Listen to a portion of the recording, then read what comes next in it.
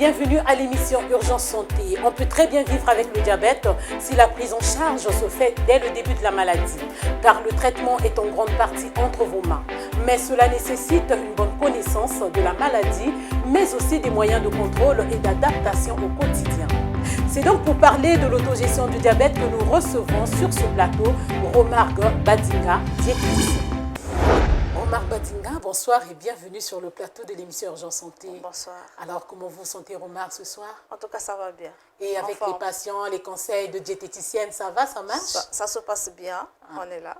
Alors, ce soir, nous allons parler de l'autogestion du diabète. Alors, ce que l'on sait déjà du diabète, c'est que c'est une maladie de sucre. Alors, que peut-on savoir d'autre à propos? Alors, on va déjà commencer par, par rectifier la définition. Le diabète n'est pas une maladie de sucre voilà. Comme on entend souvent à la cité. Comme le pense le commun de mortel. Oui, le diabète, c'est une maladie qui est caractérisée par un taux de sucre élevé dans le sang, mais qui n'a pas de rapport direct avec la consommation du sucre. Par contre, ce qu'on peut retenir, c'est que le sucre va... La consommation abusive du sucre. Attends, remarque, nous sommes qu'au tout début, mais j'aimerais bien t'arrêter un tout petit moment. Êtes-vous en train de dire que consommer une consommation excessive du sucre n'a pas de danger, n'a pas une cause directe avec la survenue du diabète? Alors, c'est ce que je disais, la consommation abusive du sucre n'a pas une relation directe avec l'apparition du diabète. Par contre, la consommation abusive du sucre a une relation directe avec la prise de poids et l'obésité. Donc, l'obésité qui est un facteur de risque du diabète. Donc, avoir un comportement qui va vous pousser à consommer plus de sucre va vous exposer directement à l'obésité. Et l'obésité qui va conduire au diabète. Donc, il n'y a pas un lien direct entre le diabète et le sucre. Alors, si on peut revenir rapidement sur la définition, c'est quoi le diabète finalement? Alors, le diabète, c'est une maladie qui est caractérisée par une augmentation du taux de sucre dans le sang. Alors, avant d'aller dans le vif de notre sujet, nous allons d'abord suivre ces interviews. Ça fait 4 ans et demi que je suis diabétique. Cette maladie a été découverte par le docteur Eling à Assissé. D'où, au début, cette maladie n'était pas facile, mais avec le temps, quand je m'intègre, ça va mieux. J'ai été diagnostiquée à l'âge de 13 ans, ça fait 12 ans que je vis avec la maladie. Je suis diabétique de type 1, insulinodépendant. Ça veut dire que ma vie dépend de l'insuline. Je m'injecte 3 fois par jour. Je prends mon traitement indépendant. Donc, comme à la maison, maman me dit toujours que tu es dépendant de ton corps. Cela veut dire que chaque matin, quand je me réveille, je suis sur insuline et traité par glycémie aussi. J'étais diagnostiquée très jeune, j'étais encore au collège, je me souviens. Les amis, j'entendais, je ne veux plus mettre au monde, dès que tu as une plaie, ça ne va pas se cicatriser, tellement qu'il y avait trop de rumeurs, ça me faisait vraiment mal. Mais avec le temps, j'ai compris en fait c'est quoi réellement la maladie, j'ai accepté. Je vis avec. Donc en fait, je m'injecte tout seul. Il y a des parties, par exemple là. Je m'injecte, c'est mes parents qui m'injectent, parfois mon grand frère. C'est parti. Et il y a des parties là où je m'injecte. Il y a là et les cuisses. Les gens ont souvent l'habitude de dire que les tisanes guérissent le diabète. Mais moi, je peux dire que ce n'est pas vrai. J'ai vécu ça avec ma mère aussi. Elle était diabétique de type 2. Elle prenait les tisanes. Elle est morte aux complications du diabète. C'est pas embarrassant. C'est une maladie qui est arrivée. Je ne peux pas refuser. Ou bien je ne peux pas dire que je peux prendre ma main et puis l'enlever. Ça ne se peut pas. Donc c'est une maladie en fait dont c'est mon quotidien. Donc c'est un peu... Comment dire, voilà, je fais avec mon quotidien, je vis avec, je m'en sors toujours. En fait, le diabète n'est pas une fatalité, c'est une maladie comme tout autre, on peut bien vivre avec. Dès qu'on a la maladie, on accepte la maladie. on doit s'injecter, on doit respecter toutes les consignes que les médecins nous donnent pour bien vivre. Aujourd'hui, j'ai 12 ans de la maladie, je ne me suis jamais fait hospitaliser malgré les crises de la maladie. Depuis que j'étais diagnostiquée, c'est la seule fois que j'étais hospitalisée. Pourquoi? Parce que j'ai accepté ma maladie, j'ai accepté tout. Et aujourd'hui, j'ai un enfant, je me sors bien. Non, mon enfant n'est pas diabétique. Et oui. Parce qu'on s'est dit aussi parfois que toutefois, on est diabétique, on met au monde des enfants diabétiques. Non, mon enfant est là, il est bien portant, il n'est pas diabétique. Tout à l'heure, nous avons suivi Larsène et Ardiel qui nous ont partagé leurs expériences à propos de l'autogestion du diabète. Et moi, j'ai noté ici quelques éléments que je vais donc citer rapidement.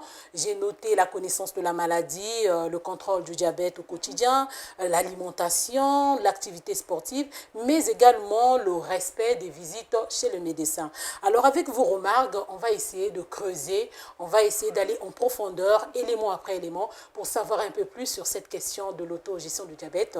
Nous partons donc avec la connaissance de la maladie.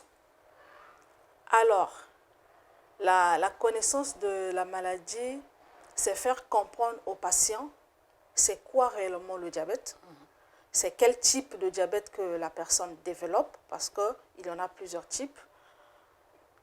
Il faut aussi apprendre aux patients les exigences qui vont aller avec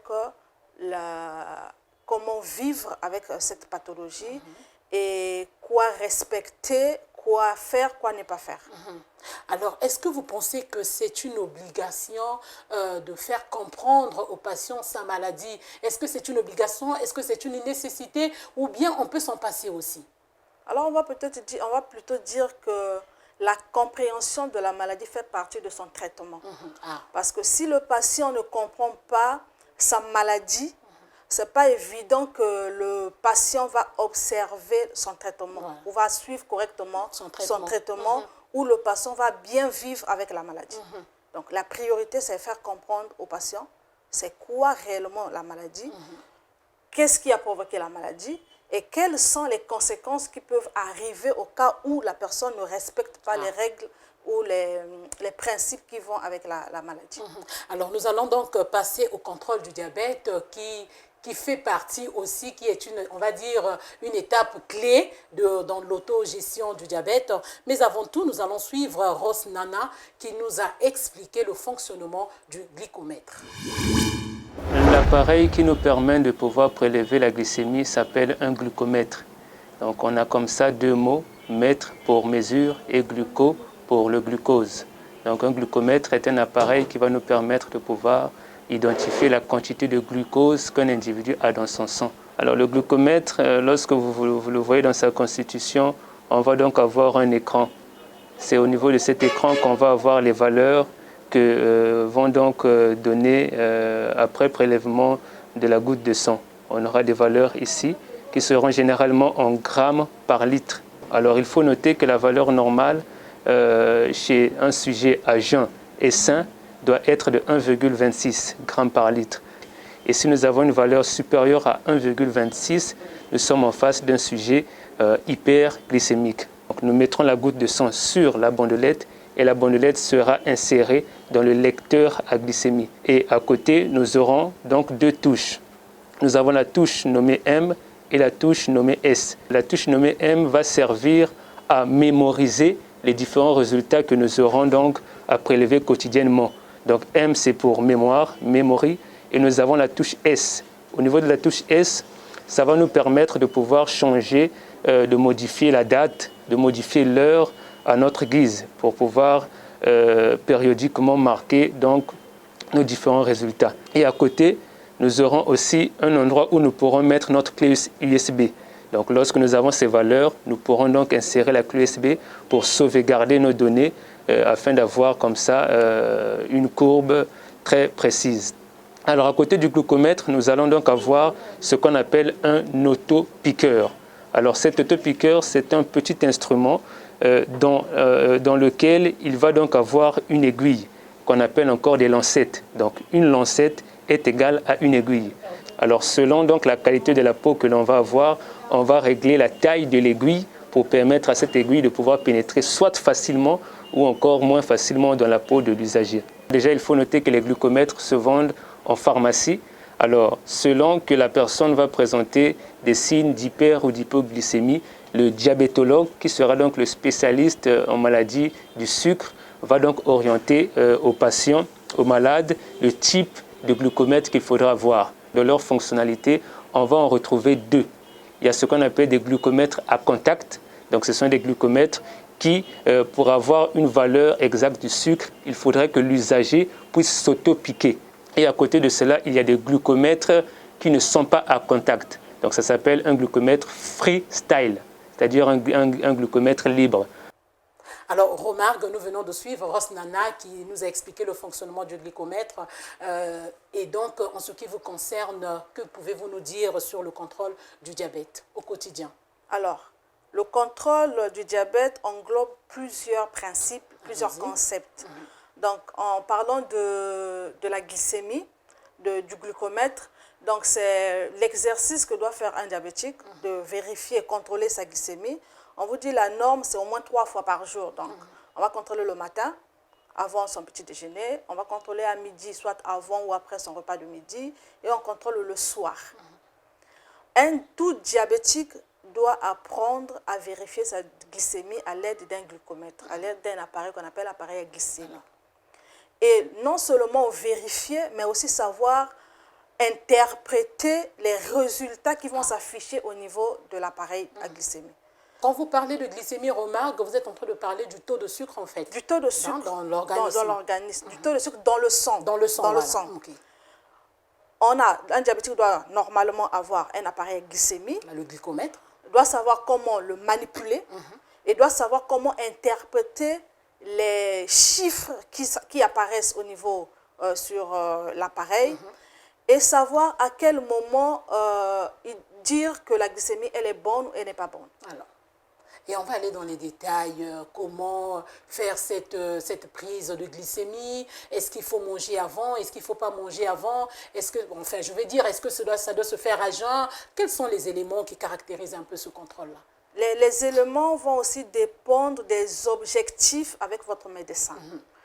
Je vais prendre un exemple. Le médecin peut vous dire, bon, par rapport aux objectifs, on a besoin de 3 glycémies par jour. Donc, on va vous prendre la première glycémie, vous allez prendre à jeun, le matin, soit au réveil. Parce que dans le traitement, on a besoin d'avoir une glycémie comprise entre 0,70 et 1,10 à jeun. C'est pour savoir si le traitement marche réellement. Voilà. Donc, vous faites une glycémie à jeun. Et si sur votre glycomètre, la glycémie est entre 0,70 et 1,10, ça veut dire que vous avez une très bonne glycémie le matin. Et après, vous pouvez faire à midi, vous pouvez faire après le repas. C'est juste pour savoir comment se comportent vos glycémies après votre repas. Et si cette glycémie est supérieure à 1,80, ça veut dire que vous n'avez pas une bonne glycémie parce que l'objectif, c'est d'avoir des glycémies après le repas égales à 1,80. Donc, à plus de 1,80, la glycémie, elle n'est pas bonne. Voilà, soit vous êtes en hyper, en fait. Hyper, c'est trop dit. Ça veut dire que votre glycémie est élevée, ça peut être dû à votre repas. Cela vous permet de savoir déjà que le repas que j'ai pris, par exemple, aujourd'hui à midi, qu'est-ce que j'ai excédé? Est-ce qu'il y avait trop de manioc? Est-ce qu'il y avait trop de riz? Est-ce que la composition, j'ai mal composé? Est-ce qu'il n'y avait pas de légumes? Donc, ça vous permet d'avoir une idée sur ce que vous mangez à midi. Donc, une étape très clé, hein. Et avoir l'impact de ce que vous mangez sur votre glycémie. Et après, ça sera la glycémie du soir. La glycémie du soir vous permet de savoir est-ce que j'ai une bonne glycémie, si je fais une hypoglycémie, qu'est-ce que je fais? Parce qu'après, vous allez partir dormir. Voilà. Donc, il ne faudrait pas que vous fassiez une hypoglycémie pendant que vous dormez. Dans le sommeil. Dans le sommeil. Donc, ça vous permet d'avoir déjà une idée de votre glycémie le soir. Et ça, je pense que c'est plus rassurant de savoir que je dors avec une bonne glycémie. Alors, on va évoluer. Tout à l'heure, vous avez parlé de l'alimentation. Il faut prendre la glycémie pour savoir exactement comment coordonner, c'est-à-dire que l'alimentation au quotidien. Alors, qu'est-ce qu'il faut faire? Que peut manger un diabétique au quotidien? Alors, un diabétique mange comme tout le monde. Comme tout le monde. Comme toute personne non diabétique. C'est la première notion à apporter aux diabétiques, que le diabétique mange le même repas que tout le monde dans la maison, mais avec certains principes. Allez-y. Dans le contexte où on sait que le diabétique a besoin, tout le monde, on a besoin des fruits et légumes, on a besoin de la viande, le poisson, on a besoin des féculents, c'est-à-dire manioc, foufou et igname. Tout ce que le diabétique doit savoir, c'est comment repartir ces féculents durant toute la journée. Les féculents, c'est le manioc, le foufou, le riz, le pain. Savoir les quantifier. C'est-à-dire, avant, je mangeais 2 maniocs, je mangeais 3 maniocs. Maintenant, quand on est diabétique, on sait que le féculent aura l'impact sur ma glycémie. Donc, avec le médecin et la diététicienne, on va savoir limiter les portions pour essayer de les repartir durant la journée. On va savoir, par exemple, c'est juste un exemple que je donne, tu as besoin d'un demi-pain le matin, tu as besoin d'un manioc à 100 francs à midi, tu as besoin d'un morceau de foufou le soir. Donc, tout ça, avec la diététicienne, on va établir ces quantités pour éviter que les féculents ont un impact sur, négatif, sur la glycémie. En dehors de ça, on va vous apprendre comment composer votre assiette. On vous dit qu'il faudrait qu'il y ait des légumes. Et les légumes doivent occuper la moitié de votre assiette. Donc, la moitié de votre assiette. Pourquoi on vous demande de manger plus de légumes? Parce que dans les légumes, il y a des fibres, il y a des vitamines qui vont éviter que le sucre que vous allez consommer, parce que le repas est constitué déjà, les féculents sont composés des sucres, que le sucre que vous allez consommer pendant votre repas n'arrive pas, ne traverse pas rapidement au niveau de votre sang. Donc, ça va freiner un peu l'utilisation du sucre. Voilà, ça va ralentir la rapidité ou l'absorption du sucre au niveau de l'organisme. On va vous dire qu'il faudrait qu'il y ait un protéine, c'est-à-dire viande ou poisson à votre repas. Il faudrait qu'il y ait des féculents, le manioc, le riz, parce qu'on a besoin de la force. On ne va pas dire que non, parce qu'on est diabétique, on ne mange plus le manioc, on mange plus le foufou. Or, c'est dans le manioc, c'est dans le foufou où l'organisme puise l'énergie qu'il faut pour être en forme toute la journée. Mais Romain, revenons un tout petit peu sur cette question de l'alimentation. Quand vous parlez des légumes, c'est vrai qu'on en trouve au marché, mais est-ce qu'il y a des légumes, on va dire, prisés, ou bien est-ce qu'il y a des légumes qui sont, on va dire, plus importants que d'autres pour les diabétiques? Alors, on va parler dans le sens de plus important, parce qu'on dit dans l'alimentation, aucun aliment est parfait. Aucun aliment est parfait. Donc, l'objectif, c'est juste savoir les varier.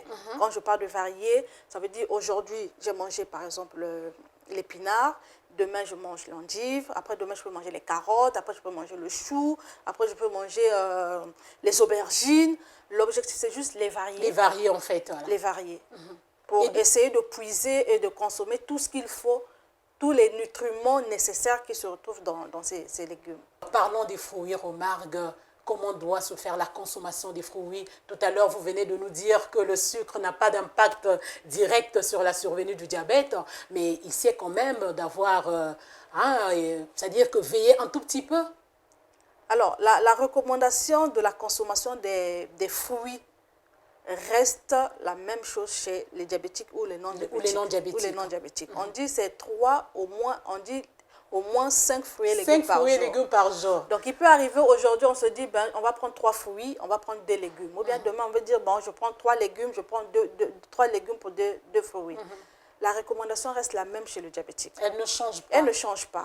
Si le diabétique dit, aujourd'hui, je consomme soit 2 fruits par jour, c'est possible.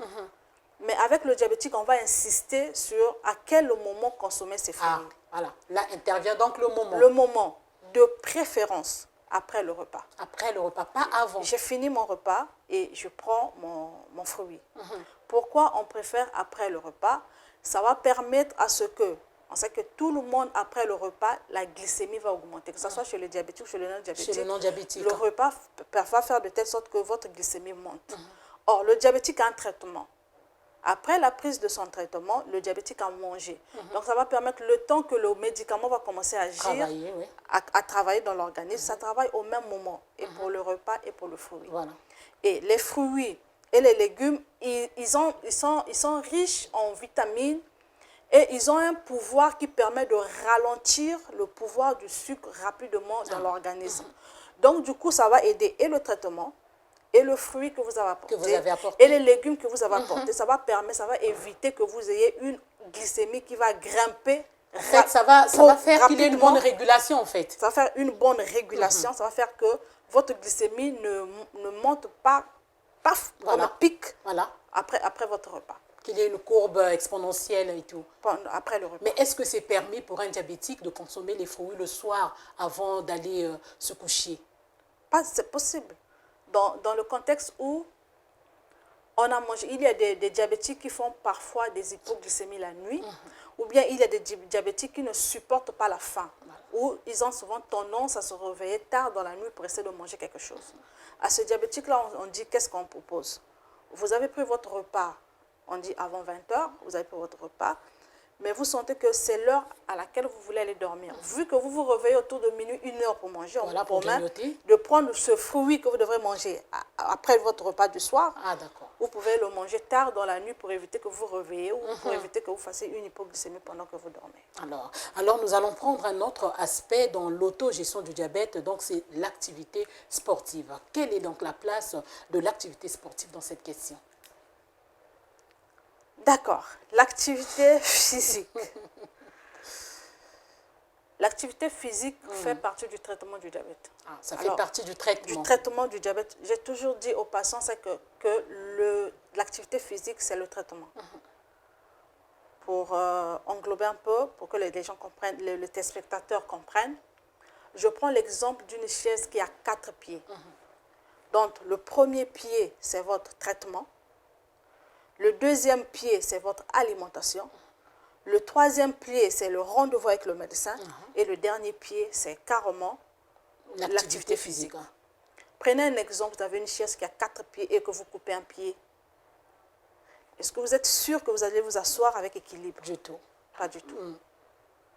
Donc, un patient diabétique qui fait le choix des traitements, par exemple, qui dit, bon, j'ai mon médicament, ben, je contrôle mon alimentation.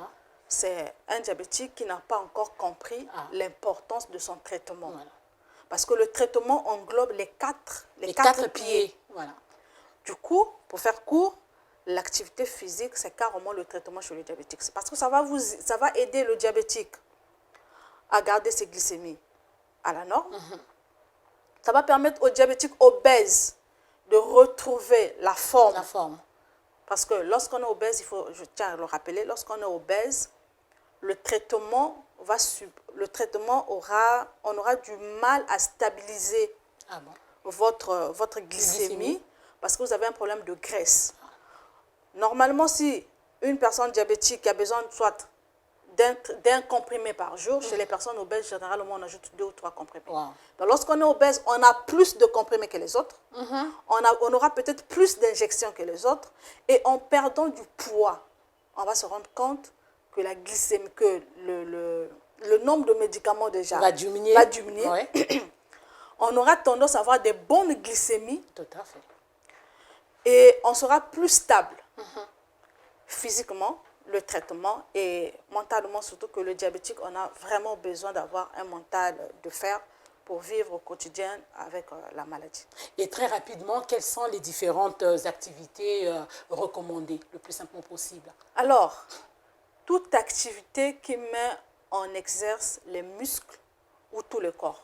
Je prends exemple la marche, qu'on néglige souvent, une marche soutenue. Déjà, c'est une activité qui est vraiment appréciée chez les diabétiques. On peut faire la corde à sauter. Je prends des exercices qui sont simples. On peut faire rapidement à la maison.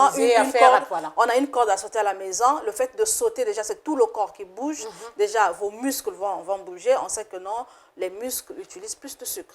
Donc, ça va nous permettre que le corps va essayer les muscles vont essayer de libérer. Ça vous permet déjà d'avoir des bonnes glycémies. Pour ceux qui ont des piscines, ou bien il y a des piscines partout, on peut faire la nage. C'est des bons exercices pour essayer de stabiliser sa glycémie. Alors, sur cette question d'activité physique, nous allons suivre Larsen qui nous a partagé son expérience. Et chaque matin, quand je me réveille, la première des choses, je fais mon sport tranquillement, au moins 1h45 à 2h, squat, footing et autres. Et bien sûr, quand je finis, je prends mon appareil à glycémie, je teste mon taux de glycémie. S'il est supérieur à 1,28, cela veut dire que ma glycémie n'est pas normale. Alors, que dois-je faire? Cela veut dire que ce que je dois faire est que il faudrait encore que je puisse encore ajouter encore un peu de sport. Un peu de sport pour diminuer le taux de glycémie, voilà. Et ensuite, quand c'est bon, je peux encore reprendre après, environ 30 minutes après avoir refait encore l'exercice, 30 minutes à 45 minutes. Et quand je finis, je reteste encore mon taux de glycémie. Et là, s'il est inférieur à 1,28 grammes, cela voudrait dire que je peux me piquer et manger. On remarque tout à l'heure, pour l'Arsène, c'est je crois 2 heures de temps tous les matins pour faire son activité physique, pour évidemment donc bien veiller ou bien gérer son diabète. Mais est-ce que vous ne pensez pas que c'est pas facile, c'est trop demander une activité physique au quotidien, très tôt le matin? C'est un enfant peut-être qui doit aller à l'école, mais si tous les matins il doit se réveiller pour faire 2 heures d'activité physique ou peut-être moins, alors est-ce que vous ne pensez pas que c'est encombrant, c'est pénible? Est-ce qu'il n'y a pas d'autres astuces ou d'autres possibilités? Alors, on va déjà être d'accord sur le temps. On dit on a besoin de 30 minutes de sport par jour pour être en bonne forme. Juste 30 pour être minutes. en forme, on a besoin de 30 minutes. 30 minutes. Donc, ça va dépendre de chacun de nous, ça va dépendre de la disponibilité qu'on a. Ça va dépendre de, comment je peux dire, des objectifs qu'on a par rapport à ce sport. Poursuit, voilà. Donc, 30 minutes, ça va, on n'est pas obligatoire, on n'est pas obligé de le faire le matin. On peut le faire le soir. Le soir. C'est par rapport à votre programme. Si vous vous dites que non, chez moi, le matin, c'est mieux, parce que je peux prendre 30 minutes, je fais du sport rapidement, après je vais partir, tant mieux. Par contre, il y a d'autres qui vont le faire peut-être à midi, d'autres vont le faire peut-être à 14h, parce qu'on se dit à 14h, c'est l'heure à laquelle j'ai eu du temps. D'autres vont le faire peut-être à 18h, parce qu'on se dit à 18h, j'ai eu du temps. Mais l'objectif, c'est de faire au moins 30 minutes. Mais si on a la possibilité de faire plus de 30 minutes, tant mieux. Ah, ça. Et donc, ce qu'il faudra retenir, c'est que le moment ne compte pas, le moment n'est pas important, mais ce qui compte, c'est l'observance de la règle, en fait. De la règle, de la recommandation. Au moins 30 minutes de sport tous les jours. Alors, parlons donc du rendez-vous chez le médecin, puisque vous nous avez parlé de 4 pieds. De quoi il est question et qu'est-ce qu'il faut faire? Le rendez-vous chez le médecin est très important. Ce n'est pas un forcing, ce n'est pas une obligation, mais c'est un devoir qu'un diabétique doit avoir, doit prendre en lui pour aller voir son médecin. Ça permet au médecin de voir est-ce que pendant que vous êtes à la maison, vous suivez correctement votre traitement. Ça permet de voir au médecin de comprendre est-ce que le traitement marche ou ne marche pas. Ça permet au médecin aussi de prévenir les complications. Quand vous arrivez chez le médecin, vous partagez. Le médecin n'est pas un voyant. Le médecin pose des questions et c'est à vous d'être clair avec votre médecin. Voilà. Et quand le médecin ne pose pas la question, c'est à vous, le patient, de dire je constate ça, pour que le médecin soit précis sur le traitement où on va vous donner. D'accord, on remarque, à moins que vous ayez d'autres éléments à ajouter à propos, mais sinon que nous allons prendre l'avant-dernière question sur les risques qu'encourent ceux qui négligent l'autogestion du diabète. Alors, un diabétique qui ne respecte pas l'autogestion, c'est juste l'ensemble des principes qu'il faut mettre en place pour mieux vivre avec la maladie. Ça peut être soit la prise de glycémie, ça peut être comment prendre son traitement, ça peut être par exemple, quand j'ai une fièvre, qu'est-ce que je fais? Quand j'ai un palu, comment je vis avec ce palu? Je fais une crise d'hypoglycémie, qu'est-ce que je fais? Avant d'arriver à l'hôpital. Donc, quand tout cela n'est pas respecté, alors le diabétique tombe dans les complications et ça peut même entraîner à la mort. Je prends un exemple, un diabétique qui fait par exemple l'hypoglycémie à la maison et qui ne sait pas quoi faire. Or, l'hypoglycémie, on vous dit l'hypoglycémie, c'est une urgence. On n'a pas besoin de venir gérer l'hypoglycémie à l'hôpital. L'hypoglycémie se gère à la maison. Alors, Omar, on est à la fin de notre entretien, mais je ne saurais vous laisser partir sans que vous nous partagiez ou vous nous donniez un conseil, on va dire un conseil de diététique. Place donc à la rubrique conseil. Mon conseil aujourd'hui en tant que diététicienne, c'est de vous conseiller de beaucoup vous hydrater en consommant au moins 1,5 litre d'eau par jour, beaucoup de fruits parce que les fruits sont riches en eau. Prenez 2 à 3 tasses de Lipton, de thé, de café par jour, de citronnelle, de boulgourtou. Et tout ce qui est hydratant, tout ce qui est eau, tout ce qui est boisson qu'on peut consommer sans sucre. Conseil de diététicienne. C'est de l'eau en fait, Marc. Donc ça peut faire 30 millilitres, centilitres. C'est écrit. C'est dommage, on va quand même pas.